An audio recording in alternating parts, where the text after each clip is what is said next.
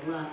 Al-Haqqah 18. Dan firman-Nya, dan mereka akan dibawa ke hadapan Tuhanmu dengan berbaris. Al-Kahfi 48. Arti al-arad yang sebenarnya ialah mengetahui sesuatu dengan salah satu indera sampai mengenal keadaan yang sebenarnya, di mana puncaknya adalah mengetahui dengan telinga dan mata. Saat dihadapkan kepada Rabbul Izzat itu, seluruh makhluk terus-terusan berdiri dan suatu hari yang kadarnya 50.000 tahun.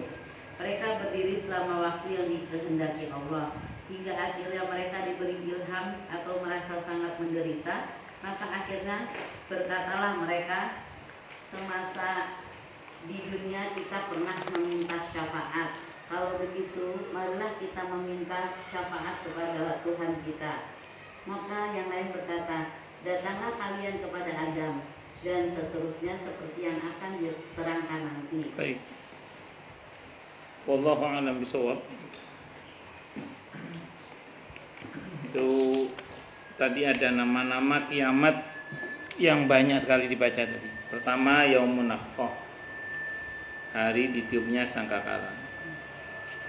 Ditiupnya sangkakala yang pertama itu kehancuran alam semesta, matinya seluruh makhluk kecuali yang dikehendaki oleh Allah. Nanti sangkakala yang kedua adalah kebangkitan, dan seterusnya. Ada beberapa pendapat kemarin yang sudah kita bahas. Yang kedua An-Naqur, itu masih sama sangkakala juga. Dan sangkakala ini bukan kiasan ya, memang ada sangkakalanya. Bahkan ketika Nabi Mi'raj itu, malaikat Israfil yang bagian niup sangkakala itu posisi matanya menghadap ke atas dengan lisannya di depan moncong sangkakala itu, seolah-olah sudah bersiap menerima perintah.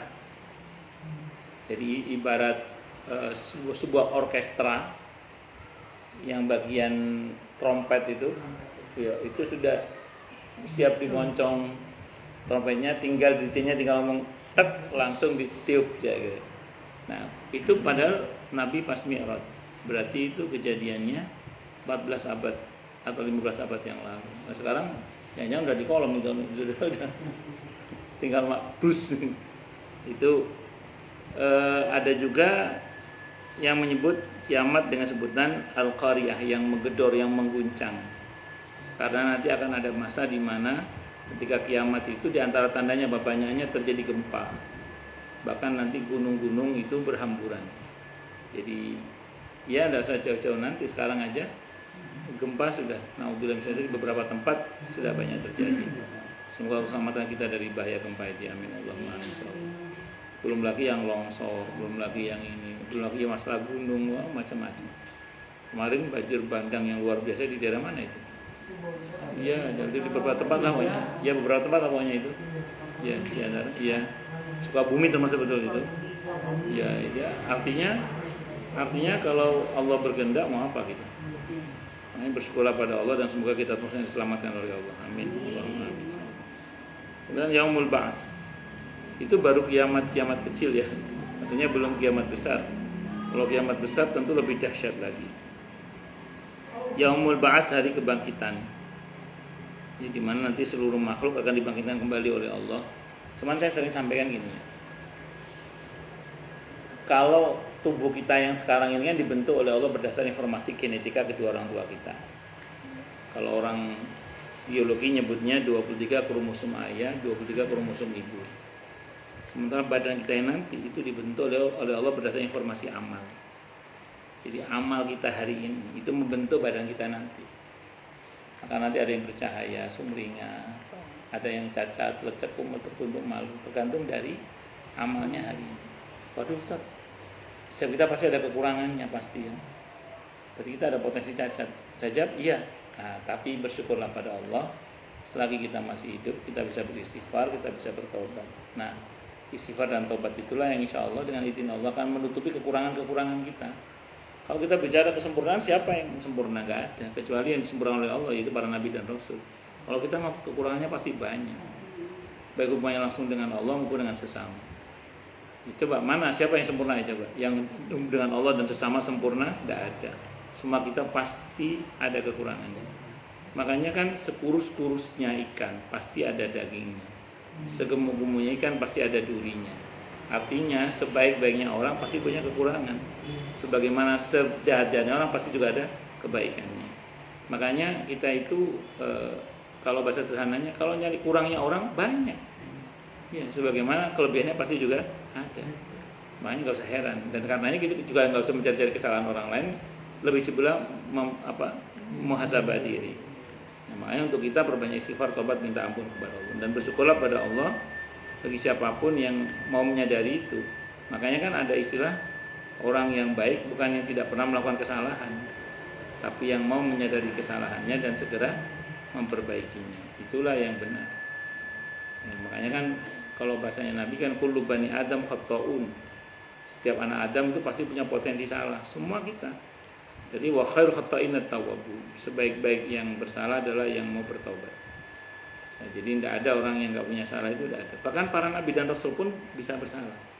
Hanya saja kalau para nabi dan rasul itu salahnya itu nggak berdosa, karena para nabi itu dibuat salah semata-mata hanya supaya tidak dituhankan aja. Dan ujungnya benar gitu kalau para nabi. Kalau kita kan tidak ada jaminan. Dan umumnya kalau kita namanya salah pasti dosa. Kalau nabi kan tidak berdosa. Kenapa? Karena maksum, sudah diampuni oleh Allah.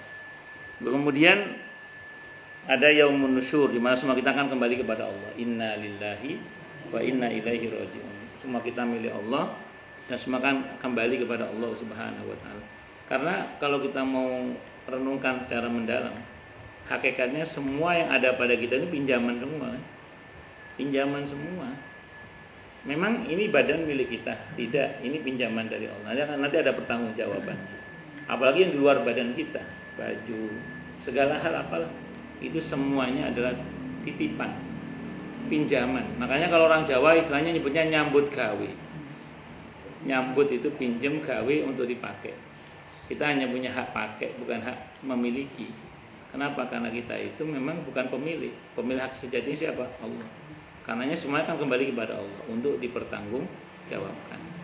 Jadi kita ini hanya punya hak guna pakai. Iya, jadi bukan hak milik sebenarnya. Termasuk atas diri kita. Apalagi memang semua kita milik Allah memang kan. Bahkan nyawa kita juga milik Allah. Kalau disederhanakan, saham Allah kepada kita itu 100%. Sementara kita kepada Allah nggak punya saham sama sekali. Di perusahaan itu yang boleh ngomong cuma yang punya saham.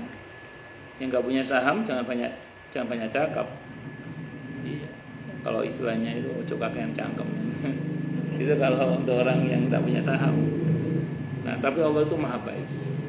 Sebetapapun kita itu tidak punya saham sama sekali terhadap Allah, tapi Allah masih memperkenankan kita untuk berdoa, bertawakal, berusaha, berharap. Yang dibalik semua itu ada janji pertolongan Allah Subhanahu wa taala.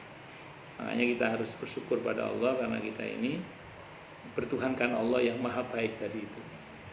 Yang walaupun semuanya sepenuhnya itu hak prerogatif Allah, akan tapi Allah masih memperkenankan kita untuk berdoa, berzikir, berharap, bertawakal, bersandar hanya kepada Allah dan begitu saja. Dan saya ulang, yang dibalik semua itu ada janji pertolongan Allah Subhanahu wa taala. Ada yaumul khuruj, di mana semua akan dikeluarkan oleh Allah dari kuburnya masing-masing guna untuk dimintai pertanggungjawaban. Itu ada yaumul hasyr, hari di mana orang dikumpulkan di mahsyar nanti. Dikumpulkan jadi satu, manusianya, jinnya, binatangnya, termasuk malaikatnya. Hanya yang dihisab manusia, jin dan binatang. Kalau malaikat enggak dihisab, karena malaikat adalah panitia kiamat tadi itu. Yaumul ard, yaitu hari menghadap kepada Allah sekalian alam, di mana semuanya akan menghadap kepada Allah Subhanahu wa taala dalam beberapa tahapan. Nah, ini nanti dijelaskan di lanjutannya ini, yaitu di pada Ibnu Arabi berkata tentang bagaimana proses menghadap kepada kehadirat Allah itu. Monggo silakan dibaca. Nah, ini penjelasannya panjang ini, tapi dibaca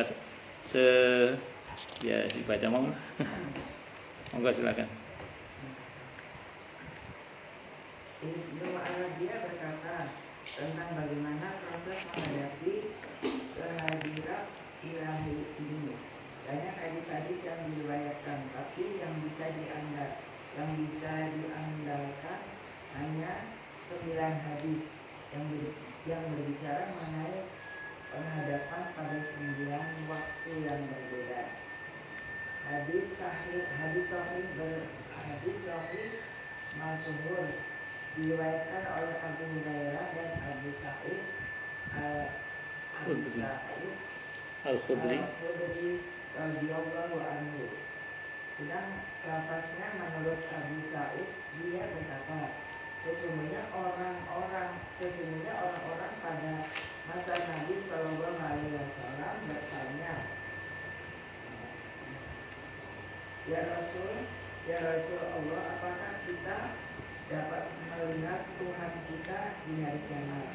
Rasul menjawab, apakah kamu sekalian merasa samar melihat matahari di tengah hari yang cerah tidak berawan? Apakah kamu merasa samar melihat bulan di malam purnama yang cerah tidak berawan? Mereka menjawab, tidak ya Rasulullah. Rasul menegaskan, kamu sekalian tak akan merasa samar ketika melihat Allah pada hari kiamat, kecuali seperti samarnya kamu ketika melihat salah satu dari keduanya, bulan dan matahari. Apabila hari kiamat telah terjadi, akan ada seorang menyerukan, hendaklah tiap-tiap umat mengikuti apa yang tidak mereka sembah, apa yang mereka sembah dulu, maka tidak ada seorang pun yang dulu menyembah selain Allah, yakni berhala ataupun patung, melainkan berguguran ke neraka, hingga tidak ada yang tersisa selain orang yang menyembah Allah, orang baik ataupun jahat, dan selain ahli kitab. Kemudian dipanggillah orang-orang Yahudi, lalu ditanya, apakah yang dulu kamu sembah? Mereka menjawab, dulu kami menyembah Uzair anak Allah. Maka dikatakanlah kepada mereka, dusta kamu, Allah tidak pernah mengambil istri maupun anak, lalu apa yang kamu inginkan? Mereka berkata, kami haus ya Tuhan kami, maka berilah kami minum. Maka diisyaratkan, ketahuilah kalian mesti datang ke neraka. Mereka pun digiring ke neraka yang tampak bagaimana fata morgana, selain menghantam sesama dirinya sendiri. Akhirnya berjatuhanlah mereka masuk ke neraka.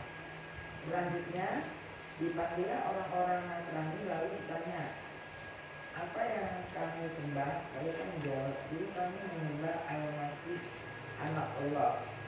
Maka dikatakanlah kepada mereka, dusta kamu, Allah tidak pernah mengambil istri maupun anak, lalu apa yang kamu inginkan?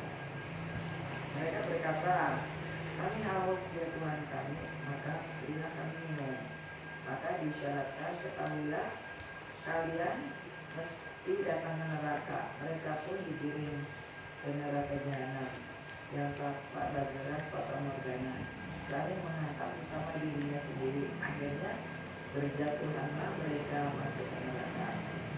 Sehingga manakala tidak ada lagi yang tersisa kecuali orang-orang yang dulu menyembah Allah, orang baik ataupun jahat, maka datanglah Tuhan semesta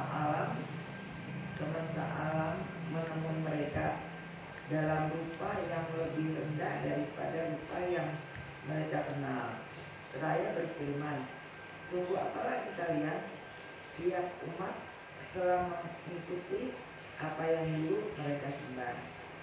Mereka berkata, ya Tuhan kami telah meninggalkan orang-orang itu di dunia, meskipun kami sangat membutuhkan mereka, dan kami tidak berteman dengan mereka.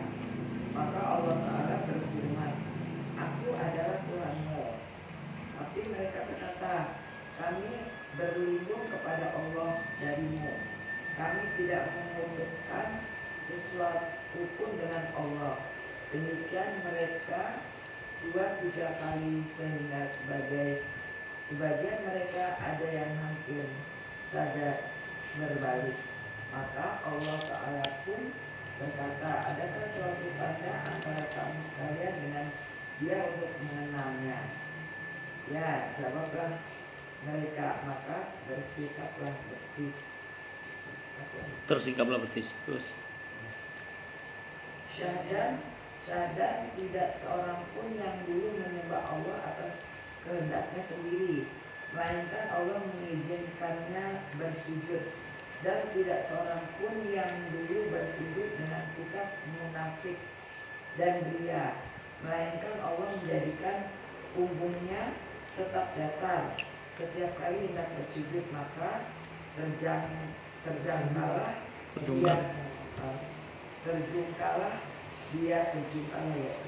dia jatuh terlentang. Sesudah itu mereka semua mengangkat kepala, dan tiba-tiba Allah telah mengubah wujudnya dalam rupa yang mereka lihat pertama kali tadi. Allah berfirman, Aku Tuhan kamu sekalian. Ya, Engkau Tuhan kami, kata mereka. Dan selanjutnya dibentangkanlah sebuah jembatan di atas jahanam dan di atas neraka jahanam, dan diperbolehkan meminta syafaat. Maka mereka berkata, Allahumma salim, Allahumma salim. Ya Allah, selamatkanlah, dan seterusnya. Selanjutnya hadis ini akan dibahas nanti insyaallah. baik, bismillahirrahmanirrahim. Intinya nanti siapa yang menyembah selain Allah disuruh ngikut yang disembah, sehingga semua yang menyembah dan yang disembah masuk neraka. Di situ muncul pertanyaan, berarti nanti Nabi Isa masuk neraka dong, karena bisa disembah. Maka jawabannya, mereka tidak pernah menyembah Nabi Isa misalnya, karena yang tampak patung itu ternyata bukan Nabi Isa, itu orang yang diserupakan dengan Nabi Isa. Nah, Nabi Isa kan diangkat ke langit, yang digambar itu yang diserupakan dengan Nabi Isa. Itu saja belum tentu itu bentuknya begitu, karena buktinya kan patung Yesus versi agama Nasrani itu yang di Eropa, yang di Afrika, yang di Cina itu bentuknya beda-beda. Saya pernah nonton YouTube, itu beda-beda. Nah, makanya orang yang katanya mengaku menyembah Nabi Isa itu tidak akan membuat Nabi Isa masuk neraka, karena ternyata yang mereka sembah adalah berhala, bukan Nabi Isa. Dan kalaupun itu dikatakan Nabi Isa, itu bukan Nabi Isa, tapi orang yang diserupakan dengan Nabi Isa. Termasuk orang Yahudi yang mengaku menuhankan Nabi Uzair. Itu yang mereka sembah tidak pernah sungguh-sungguh yang Nabi Uzair, karena Nabi Uzair tidak pernah memproklamirkan diri sebagai Tuhan yang patut disembah. Mereka aja yang terpukau dengan Nabi Uzair yang bisa hafal beberapa isi kitab suci Taurat. Jadi gini, di zaman umat-umat terdahulu itu tidak ada kitab suci mereka, itu susah dihafal. Mereka butuh mushaf untuk bisa membaca kitab suci mereka itu. Ada sosok Nabi yang hafal kitab Taurat, Nabi Uzair itu. Mereka terpukau. Begitu terpukaunya sampai dituhankan. Kata para ulama, bagaimana kalau mereka saat itu tahu umat Nabi Muhammad SAW yang banyak hafal Al-Quran. Tapi Nabi Uzair tidak pernah memproklamirkan diri sebagai Tuhan, tapi dituhankan. Makanya Nabi Uzair nggak bisa dituntut untuk masuk neraka hanya gara-gara disembah oleh orang Yahudi, yang dituhankan oleh orang Yahudi tadi itu. Nah, maka semua yang menyembah selain Allah masuk neraka lah. Tersisalah orang-orang yang menyembah Allah, baik yang baik maupun yang jahat. Yang baik bisa sujud kepada Allah, karena nanti memandang maha indah Allah itu sambil sujud. Nah, orang-orang munafik, orang-orang yang selama ini tidak pernah tulus dalam sujud kepada Allah, itu punggungnya kaku, gak bisa sujud. Setiap kali mau sujud terjengkam, jatuh. Jadi ingat ya, orang munafik itu bukan nggak sholat. Mereka sholat, tapi wa idza qamu ila sholat ya qamu kusala. Mereka kalau sholat itu mewalas. Dicontohkan oleh Nabi itu gini, dicontohkan kalau asar itu mereka sengaja nunggu matahari sampai condong ke barat. Begitu mau tenggelam mereka segera sholat asar, itu pun tidak tumakninah. Sehingga kalau bahasa Nabi seperti burung yang atau ayam yang mematuk makanannya. Orang munafik itu juga berzikir kepada Allah, bukan tidak berzikir. Kalau bahasa Qur'annya la yadhkurunallaha illa qalila. Tapi zikirnya dikit, banyak lalainya. Berzikir juga cuman dikit, enggak banyak, lebih banyak lalainya. Nah, kalau kita ini banyak lalainya, sedikit zikirnya ya. Nah, semoga kita termasuk yang sujud tadi ya, bukan termasuk yang tercengkang. Nah, makanya saya ulang, istilah Allah dalam tanda kutip ya, menampakkan dirinya kepada hambanya itu, ini tolong jangan dipahami secara harfiah indrawi, sebagaimana kalau kita menyaksikan materi. Tapi memandang maha indah Allah itu harus kita yakini. Tadi dikatakan Nabi mengumpamakan seperti kalau kita melihat bulan purnama atau matahari yang tidak ada awan yang menghalangi. Saya mau tanya sekarang, ini kan perumpamaan yang Nabi buat ya, berarti ada kemiripan. Ini perhatikan ini. Ketika kita melihat bulan purnama, pertanyaannya, yang kita lihat itu asli bulan apa tidak? Kalau kita melihat bulan purnama, pertanyaannya itu asli bulan apa tidak? Kalau kita melihat bulan purnama itu yang kita lihat itu asli bulan apa tidak? Tidak, kalau kita lihat bulan purnama, itu asli bulan apa tidak itu? Ibu pernah lihat bulan purnama nggak? Itu asli bulan nggak itu? Asli kan? Oke. Pertanyaannya, apakah begitu bentuk bulan aslinya? Enggak. Bentuk bulan aslinya nggak kayak yang kita lihat itu. Bentuknya bisa lebih gede, bolong-bolong juga macam-macam lah. Yang kita lihat itu bulan asli. Cuman apakah begitu bentuk bulan? Tidak. Maka kata para ulama, nanti kita itu memandang maha indah Allah, itu asli Allah yang kita lihat. Kita memandang, cuman tidak begitu hakikat zat Allah. Bisa dipahami nggak ya? Susah memahaminya. Memang susah. Mau bayangin surga aja kita pasti salah. Kita membayangkan surga aja pasti salah. Apalagi membayangkan Allah. Nah, sementara nikmat terbesar surga itu berjumpaan dengan Allah. Makanya Allah itu walam yakul lahu kufuwan ahad, tidak ada yang sebanding dengan Allah. Allah itu laisa kamitslihi syai', tidak ada yang serupa dengan Allah. Maka jangan pernah memahami Allah dengan teori-teori materi. Karena Allah bukan materi, materi itu makhluk. Berarti apa? Hadis-hadis yang sahih tentang perjumpaan dengan Allah itu kita imani. Tapi bagaimana hakikatnya kita serahkan kepada Allah. Kita imani. Emang ada nggak mengimani? Ada, namanya kelompok Mu'tazilah. Orang Mu'tazilah mengatakan tidak mungkin itu, kata orang Mu'tazilah. Makanya ada ulama yang mengatakan nanti orang-orang Mu'tazilah itu kalaupun dia masuk surga, di surga dia tidak bisa memandang Allah. Kenapa? Karena di dunia dia sudah punya suudzon bahwa manusia di surga tidak bisa melihat Allah. Padahal ayatnya jelas, hadisnya jelas. Nah kita imani ya, kita imani perjumpaan dengan Allah itu. Bahkan sebagai nikmat terbesarnya surga. Tapi jangan dipahami sebagaimana pengertian makhluk.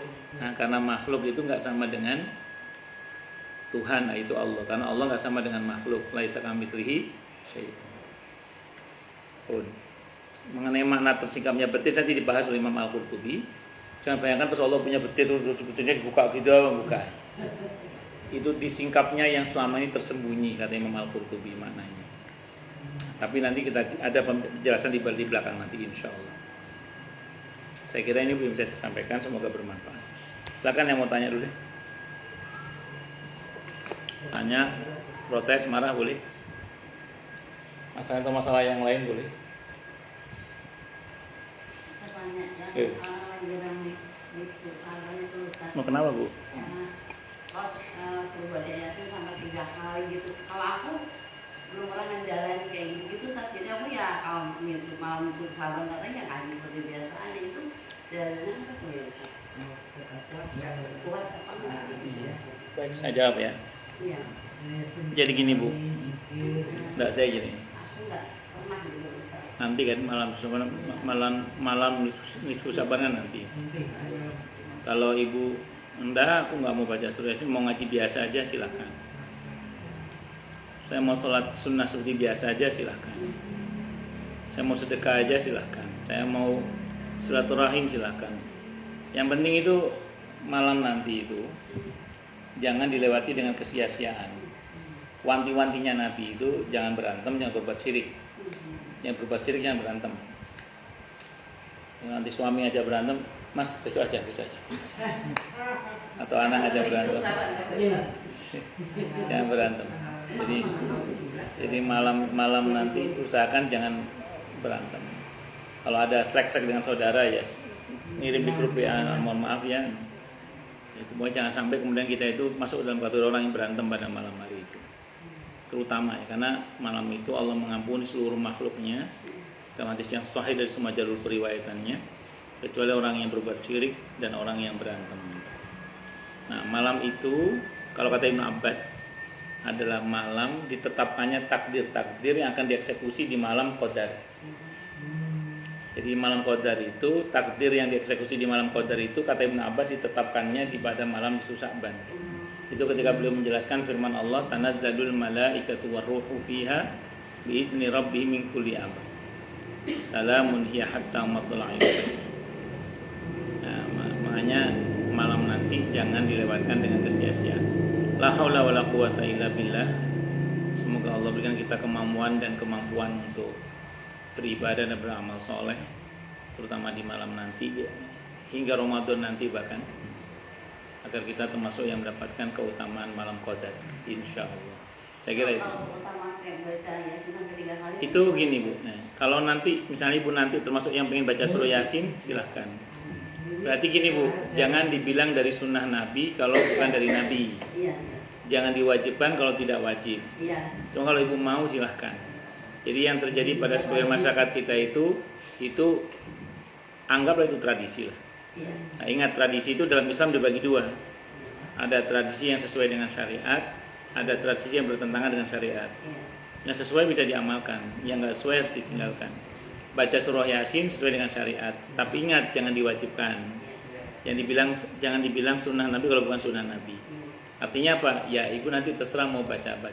Saya kalau lagi ada disuruh mimpin hari ini, saya untuk hari ini nggak mimpin saya. Misalnya kalau suruh mimpin nisfu Sya'ban itu, saya bilang ke jamaah itu gini misalnya. Ini saya mau baca surah Yasin, misalnya gitu ya. Anda terserah enggak apa-apa, surah yang lain boleh. Enggak harus Yasin. Saya bilang gitu biasanya.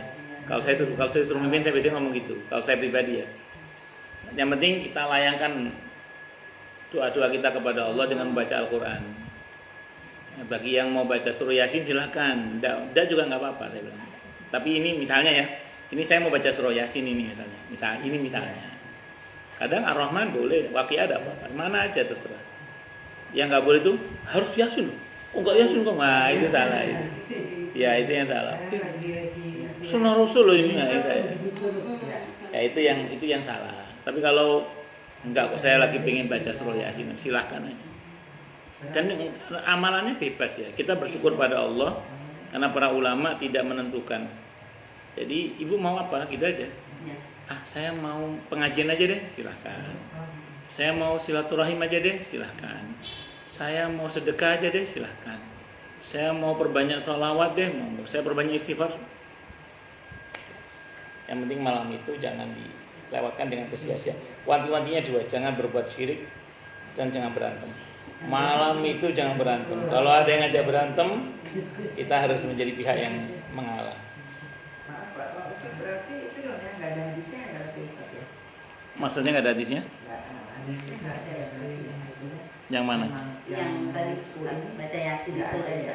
Kalau hadis malam nisfu Sya'bannya ada, sahih hadisnya. Ada. Tapi amalannya apa? Itu Sependek yang saya baca ya, yang sahih sampai kepada kita itu nggak ditentukan. Jadi bebas, amalannya apa aja bebas. Dan dulu para salafus soleh ada yang menghidupkannya masing-masing di rumah, ada yang menghidupkannya rame-rame di masjid, di musola. Itu bebas, terserah, dipilih aja. Itu ada ajaran dari salafus soleh kan, dari generasi tabiin. Ibu-ibu terserah mau kolektif di masjid musola boleh, mau masing-masing juga boleh, tidak ada masalah. Tahu? Oh, ya pokoknya masing-masing. Iya, aja. masing-masing. Ya.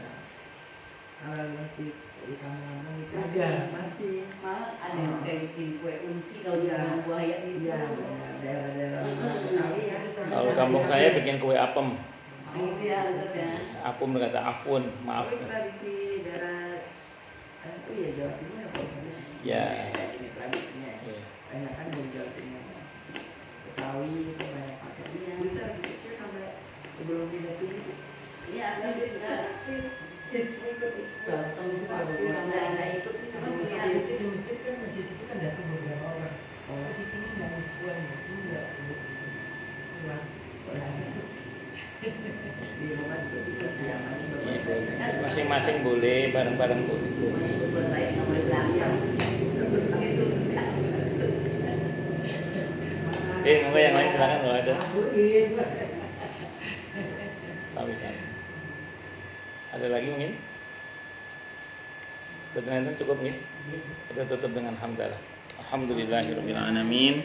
Semoga kajian kita bisa bermanfaat, mubarakah fi dini wa dunya wal akhirah untuk kita, keluarga kita dan seluruh umat Islam semuanya. Dan mudah-mudahan kita semua dijadikan oleh Allah sebagai orang-orang yang sukses dunia akhirat, selamat dunia akhirat, bahagia dunia akhirat, dan dipermudah urusan kita oleh Allah fi dini wa dunya wal akhirah.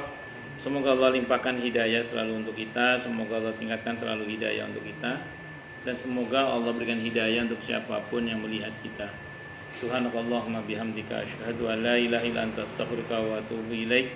Sallallahu alaihi Muhammad wa ala alihi wasallam. Saya mohon maaf. Assalamualaikum warahmatullahi wabarakatuh. Waalaikumsalam.